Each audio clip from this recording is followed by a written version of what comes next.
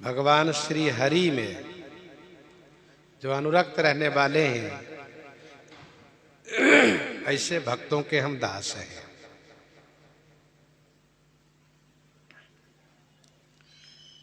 श्री नरवाहन जी का प्रसंग हम लोगों ने गत दिवस श्रवण किया था। आज के प्रसंग में कुछ और भी उनका प्रसंग है, उनको श्रवण करते हैं।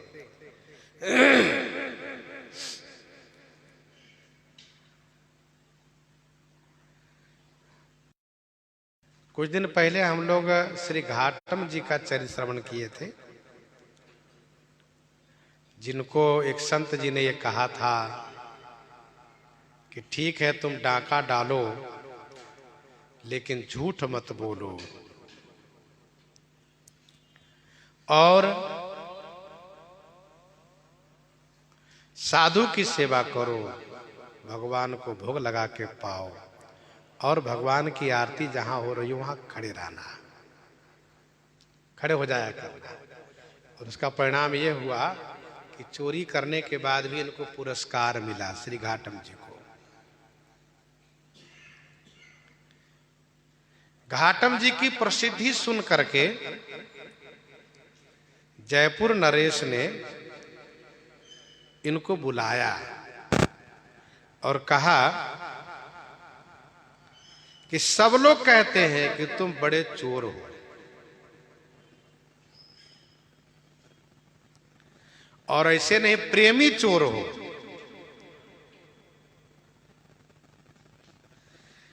जिससे कि भगवान तुम्हारे बस में रहते हैं, ऐसे तुम चोर हो। यदि तुम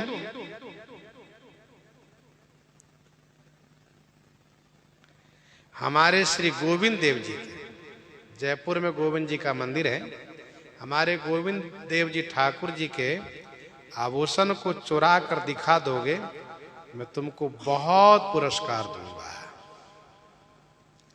तो घाटम जी ने कहा सुनिए, अब मैं चोरी करना छोड़ दिया हूं। ऐसा काम मैं पहले करता था, लेकिन फिर भी अब आप कह रहे हैं तो कोई बात नहीं, ठाकुर जी की जैसी इच्छा। जयपुर नरेश ने मंदिर के बाहर भीतर सब जगह सुरक्षा को बढ़ाते हुए गुप्तचरों को भी रखा, जो आंतरिक सुरक्षा कर्मी होते हैं उनको भी रखा, ऐसे जो सीआईडी विभाग के होते हैं उनको भी रखा। का ध्यान रहे कभी भी किसी प्रकार से मंदिर से कोई चोरी नहीं होनी चाहिए, खास करके भगवान के आभूषण की चोरी नहीं होनी चाहिए। सब बड़े सावधान हो गए।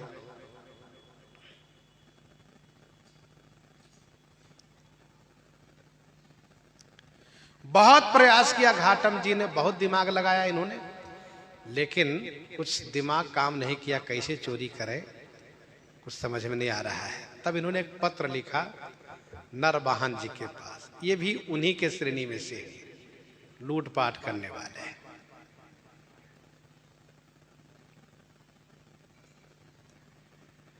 तब नरवाहन जी ने जब इनके पत्र को पाया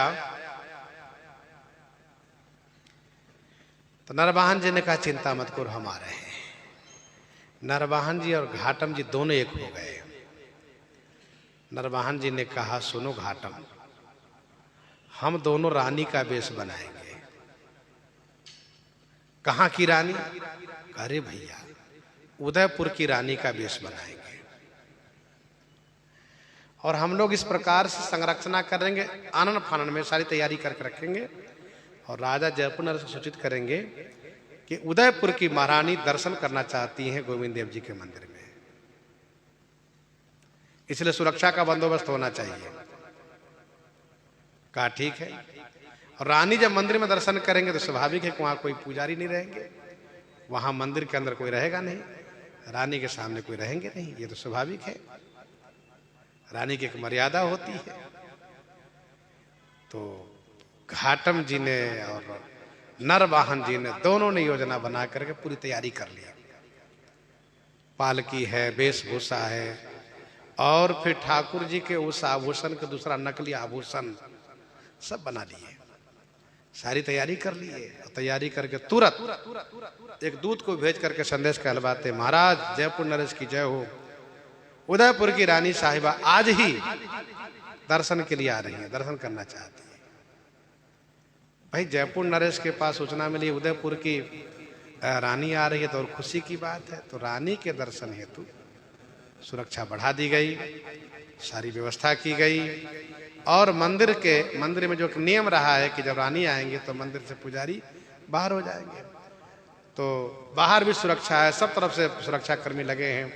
अब सबका ध्यान बट गया कि रानी साहिबा दर्शन करने आई है, उदयपुर की रानी अंदर प्रवेश की है। नरवाहन जी घाटम जी रानी के वेश में आए हैं, पालकी में पर्दे के अंदर आए हैं दोनों, और दोनों मंदिर के अंदर प्रवेश कर गए। बाहर से पर्दा लगा है, दर्शन कर रहे हैं। दोनों ने कहा प्रभु जय जय, अब क्या करें, अब राजा की चुनौती तो हमने स्वीकार किया है, अब सही बात तो यह है कि हम आपको लूटने आए हैं, तो आप प्रसन्नता पूर्वक आदेश दें और कृपा बनाए रखें। इन दोनों ने तुरंत भगवान के आभूषण उतार लिए, अमूल्य आभूषण उतार लिए सोने मणि वाला, और इसके बाद नकली जो था उसको धारण करवा दिए, और दर्शन करा के काफी कुछ मुहर वगैरह भी लेकर ये दोनों आए। तो रानी के एक अलग ठाट बाट होता। दोनों जब दर्शन करके निकले हैं तो बाहर जो सुरक्षा में पुलिसकर्मी है, सिपाही लोग हैं, उन सबको इनाम पुरस्कार देते हुए और मुहर आदि लुटाते हुए, पैसे लुटाते हुए दोनों पालकी बैठ करके फिर वहां से गायब हो गए। वीर बार समाप्त, सारा खेल खत्म। इसके बाद तुरंत घाटम जी ने राजा जयपुर नरेश से कहा, महाराज गोविंद देव जी का आभूषण की चोरी हो गई है। कहा नहीं तो, कहा महाराज चोरी हो गया, आप देख लीजिए। तब जयपुर नरेश ने कहा कि चोरी हुई कैसे, आप बताइए। तो फिर घाटम जी ने कहा कि मेरी बुद्धि काम नहीं की, तो हमने नरवाहन जी का सहयोग लिया और उन्होंने बुद्धि बताई। फिर हम दोनों ने ऐसी युक्ति बनाई कि रानी का, कोई उदयपुर की रानी आई नहीं थी, ये उदयपुर के रानी के वेश में हम ही लोग दोनों थे, और हम लोगों ने ऐसा किया है।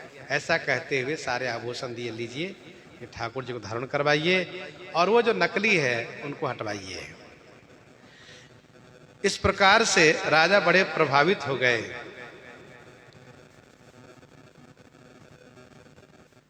फिर राजा ने इन दोनों को बड़ी सभा में बड़ा सम्मान किया, कहा धन्य हो, वास्तव में चोर विद्या सबसे बड़ी विद्या है, और विद्या में तो कुछ बात समझ में भी आती है, लेकिन चोर विद्या में समझ पाना बड़ा कठिन होता है।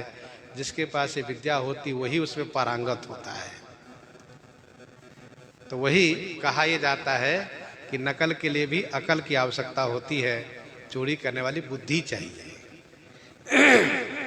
तो कहने का अभिप्राय है कि ये सब भक्त हो गए, महान पुरुष, नरवाहन जी, घाटम जी, इन सब पर भगवान की बड़ी कृपा हो गई, संतों की कृपा हुई।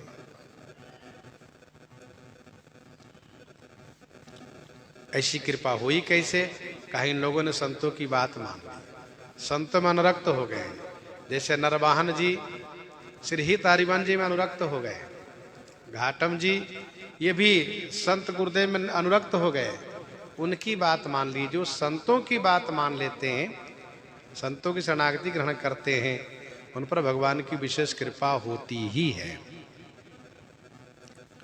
नाम आया है जापू जी का, जापू राम नाम को जापक संतन सेवा करई, घटे द्रव्य करी राह जनी हूँ निज दृढ़ व्रत अनुसरई। ये भी लूटपाट करते हैं। कौन? जापू जी। खूब माला जपते हैं, खूब नाम जपते हैं, संतों की सेवा करते हैं। संतों की सेवा में जो धन की कमी आती है तो तुरंत लूटपाट करते हैं, रास्ते में खड़े होकर के उसको लूटते हैं। जो वैष्णव नहीं है, धन इसके पास पर्याप्त है, गरीबों को नहीं सताते हैं, अमीरों को धन छीन लेते हैं।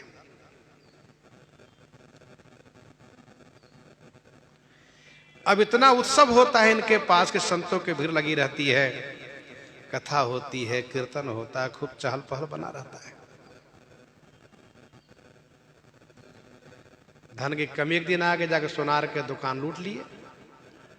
सोनार के दुकान लूट लिए तो सोनार आके इनसे झगड़ा करना शुरू किया। सोनार आके इनसे झगड़ा करने लगा। इतने से भी बात नहीं बनी।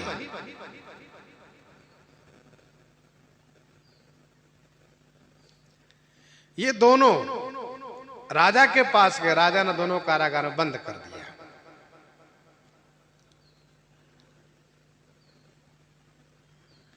ठाकुर जी ने स्वप्न में कहा, राजन तुम जापू को जल्दी से कारागार से मुक्त करो, नहीं तो तुम्हारा कल्याण नहीं होगा, क्योंकि वह संतों की बड़ी सेवा करता है और इसलिए उससे मैं प्रसन्न रहता हूं। उसको जल्दी से कारागार से मुक्त कर दो। राजा आया जापू कारागार से मुक्त करने, तो जापू जी ने कहा, मैं अकेले कारागार से नहीं जाऊंगा। कहा क्यों? कहा जब सोनार के साथ आया हूं, इनके साथ ही जाऊंगा वापस। आप जान रहे हैं कि हमने इनके दुकान को लूटा, इन्होंने आकर के आपसे शिकायत किया, हम दोनों का आपने कारागार में बंद किया, तो हम अकेले कैसे कारागार से निकल जाएंगे? ये भी हमारे साथ जाएंगे। तो राजा ने कहा तब दोनों रहो इसी में। फिर दूसरी रात को ठाकुर जी ने फिर स्वप्न में कहा, राजन जैसा जापू कहे वैसे करो, उसको भी निकालो कारागार से, तो अपनी भलाई चाहते हो तो राजा ने कहा, जय हो प्रभु, आप जैसा चाहे वैसे करावे।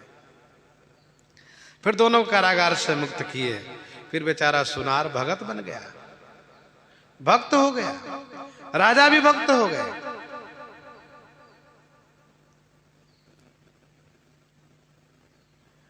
फिर इन लोगों ने इतना धन दिया कि जापू जी को फिर कभी लूटपाट करना नहीं पड़ा। ये जापू जी है। श्री अर्जुन जी का नाम आया है। अर्जुन हरि गुरु से भी भक्त भूप, श्री अर्जुन मति रति, छाकी संतन सेवा अधिक, प्राणत निष्ठा अति परिपाकी। अब इनके मन में ये भावना हुई कि संतों की सेवा तो करता हूं, लेकिन संतों के लिए जो रोटी देता हूं, रोटी में बिना घी लगाए देना ठीक नहीं लग रहा है। तो घी के लिए क्या कर दे, भैंस ले आए खरीद के, बढ़िया दूध देने वाली भैंस लाए। भैंस के दूध के दही जमा देते हैं, पर्याप्त दूध देने वाली भैंस है। दही का छाछ बना देते हैं, घी निकाल माखन निकाल के घी बना लेते हैं, घी रोटी में लगाते हैं, छाछ ऊपर से पीने को देते हैं संतों को। किसी किसी को दूध देते हैं, किसी को दही, जो जैसा चाहे। खूब चकाचक सेवा करने लगे अर्जुन जी। इनकी बड़ी प्रसिद्धि हो गई, संतों खूब सेवा कर रहे हैं। एक दिन चोर आया, इनकी भैंस खोल के लेके चला गया। अब भैंस को जब चोर ले गया तो ये भगवान से नाराज हो गए। ठाकुर जी से कहा, सुनिए, भैंस की रखवाली नहीं कर सकते थे आप? भैंस चोरी चली गई, चोर लोग ले गए। अब जब संत की सेवा हम नहीं कर सकते तो हम आपकी भी सेवा नहीं करेंगे, आपको भी कुछ नहीं खिलाएंगे पिलाएंगे, और हम भी नहीं कुछ खाएंगे पिलाएंगे। ऐसा कह करके नाराज हो गए। प्रेम पड़ने को फेन का जाके जंगल में बैठ गए। ना आपको खिलाएंगे ना हम खाएंगे, दोनों भूखे रहिए। हम जानते हैं कि आपकी बिना, आपकी इच्छा के बिना एक पत्ता नहीं हिल सकता है। आप पे भाई चोरवाए हैं, खूब नाराज हुए। ठाकुर जी कभी कभी अपने भक्तों से इस प्रकार से सुनने के लिए अच्छा लगता है, सुनने में अच्छा लगता है, सुनने के लिए ही ऐसी लीला करते हैं। भगवान क्या किए, फिर अर्जुन का वेश बना के प्रकट हुए। गए, भैंस जो ले गया था उनको बहुत डरवाए, उनको धमकाए, उनको दो चार हाथ लगाए भी, भैंस खोल के ले आए। भैंस खोल के लाकर के दरवाजे पर बांध दिए यहाँ पर। इसके बाद एक दूसरा किसान का वेश बना करके और जहां अर्जुन जी बैठे थे वहां पहुंच गए। वहां जाकर इन्होंने कहा, क्यों जी, आपकी भैंस चोरी चली गई थी, कहां मिली भैंस? इन्होंने कहा, भैंस मिल गई। अब आप पूछते हो भैंस मिल गई, अरे आपके दरवाजे में भैंस बंधी है, आप कहते भैंस मिल गई। हम पूछ रहे भैंस मिली कैसे?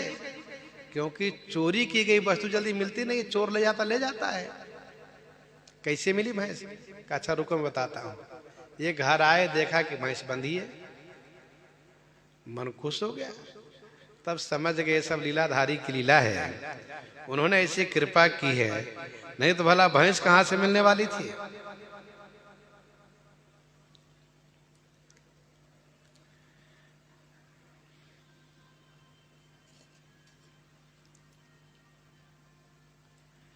तो इस प्रकार से भगवान अपने भक्तों की रखवाली रक्षा करते हैं और भक्तों की इच्छा पूर्ति करते हैं।